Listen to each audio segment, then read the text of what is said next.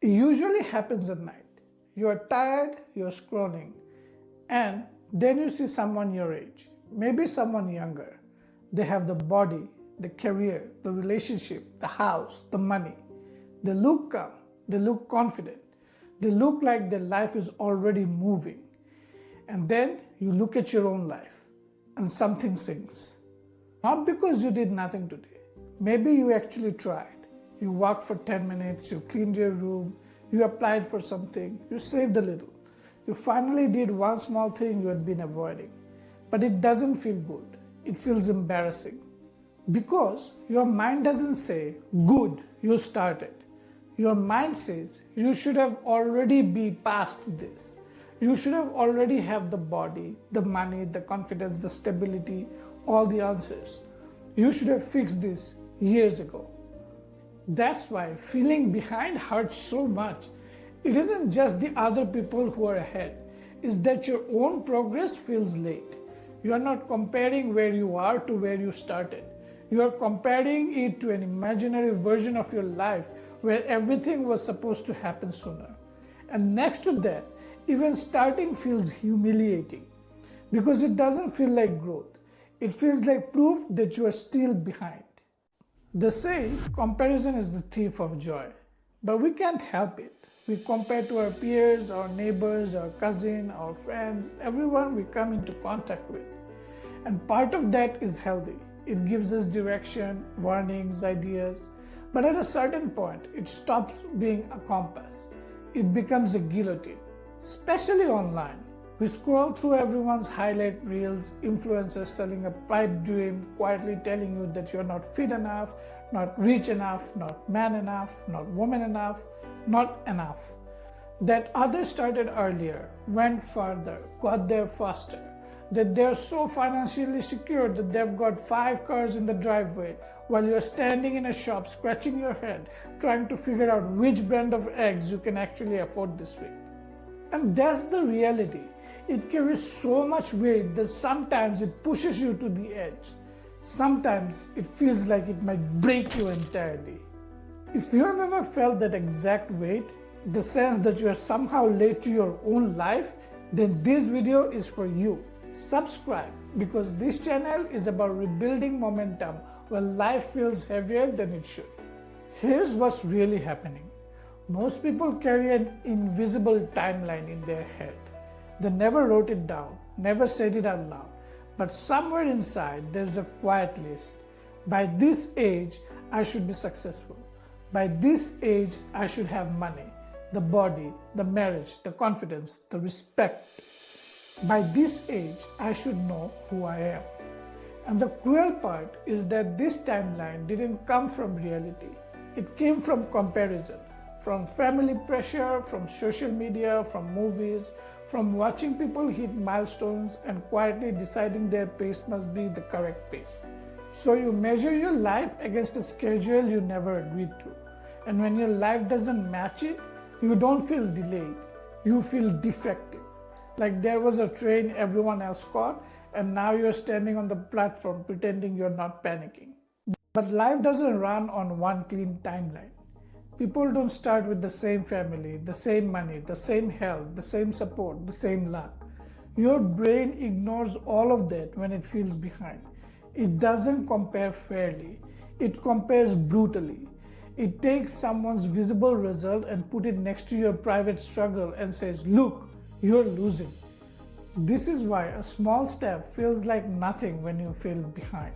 A small step should feel like a beginning, like a momentum, but measure against the life you think you should already have. It feels pathetic. You walk for 10 minutes and your mind says, 10 minutes, you should already be fit. You save a little and it says, you should already be stable. You clean your room and it says, you should already have your whole life together. So the step becomes heavier than the step itself. You're not just going to the gym, you are also thinking, I should have started 5 years ago. You are not just learning the skill, you're thinking, I should already be good at this. The action is simple. The meaning you have attached to it is unbearable. That's why people quit even when the action is easy. And then comes the question that keeps people stuck. What if I'd started earlier? What if I hadn't wasted those years? What if I'd stayed consistent? What if I'd chosen differently? It feels like reflection. It feels like accountability.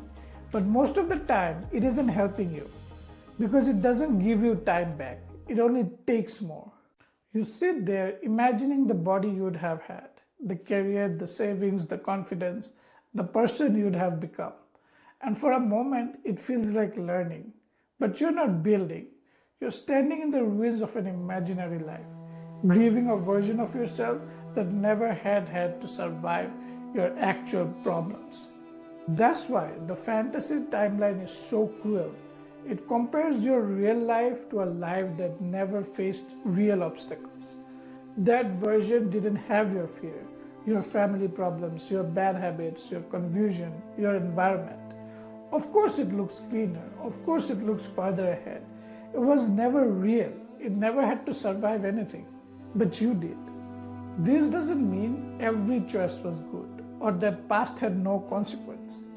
It means punishing yourself for the past is not the same as repairing it. Responsibility says, this is where I am, what can I do now? Self-punishment says, this is where I am and I deserve to suffer for it. One creates movement, the other creates shame. And shame feels like urgency, but it destroys stamina. This is the part most people miss. You cannot punish yourself into catching up. You can scare yourself for a little while, shame yourself into a few intense days, make a plan at 2 a.m. and swear this time is different. But if the fuel is hatred for where you are, the system always breaks. Because every action becomes a trial. You're not just exercising, you're trying to erase years of shame. You're not just saving, you're trying to prove you're not irresponsible. There's too much for one small action to carry. A 10-minute walk cannot redeem your entire past. So when you miss a day, it feels catastrophic. Not because one day destroyed your progress, but because you were using that progress to defend yourself from shame. The moment you sleep, the shame comes back with evidence. See, you're still the same. And then you quit. Not because you're weak, but because you weren't building a life. You were running a courtroom inside your own head. And no one can live in a courtroom for long. So what's the way out? You start from real coordinate, not the fantasy timeline, not the version where you started 10 years ago and nothing went wrong. Your actual body, your actual money, your actual energy, and your actual life. That's not an insult, it's a starting point. Because you can only build from reality. You can't build from regret. You can't build from the life where everything happened on time. Here it may be late. Here it may be messy. Here it may be humbling. But here is real.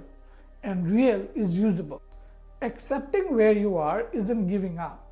It is a lowering standard. It's choosing to stop fighting the coordinates so you can finally move from it. Because as long as you keep saying, I shouldn't be here, you waste your energy arguing with reality. And reality doesn't move because you resent it. Reality moves when you act inside it. So don't try to recover the lost 10 years. That weight will crush you before you begin. Catch up to everyone else? That's not possible. Let it go. Instead, shrink the horizon. Plan for tomorrow, then for next week, then for next month, then build the next 90 days. Close enough to act on, long enough to matter. And ask a different question. Not how do I catch up? Ask what would make the next 90 days undeniable. Not perfect, undeniable. Maybe it's walking 3 times a week, applying consistently, saving a little every paycheck, fixing your sleep, keeping one promise small enough that you can negotiate your way out of it. Do small improvements across those 90 days and keep the receipts. Because when you feel behind, your mind doesn't trust promises. It needs evidence. A small promise kept once is nice. A small promise kept for 90 days becomes proof.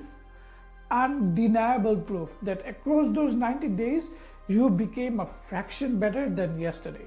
That's the whole idea behind Kaizen. not be better than everyone else, but be better than yourself since yesterday. That's how it actually works.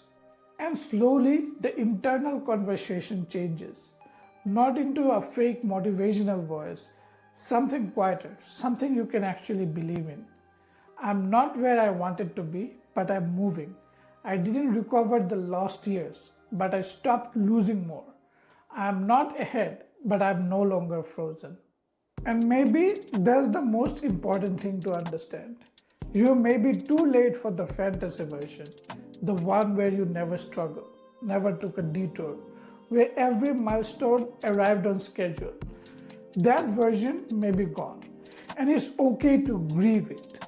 But you're not too late for the life that can still be built from here. You're only too late for the imaginary life where nothing ever went wrong. And that life was never the full truth anyway. So the next time your mind says you should have started earlier, answer it honestly. Say that, yes, maybe I should have, but I am here now. And here is where the work begins. Not from shame, not from panic, not from chasing an imaginary timeline. From the real coordinate, the actual day, the actual life. You are not too late. You are here. And here is the only place that anything can be built on. So if this hits something real for you, don't try to fix your whole life tonight. Pick one promise small enough to keep tomorrow. Not impressive, not dramatic, just a real promise. Because the way back isn't built by punishing yourself for being late. It is built by proving one kept promise at a time that you can still move from here. And if you're on that path, subscribe. We are walking it together.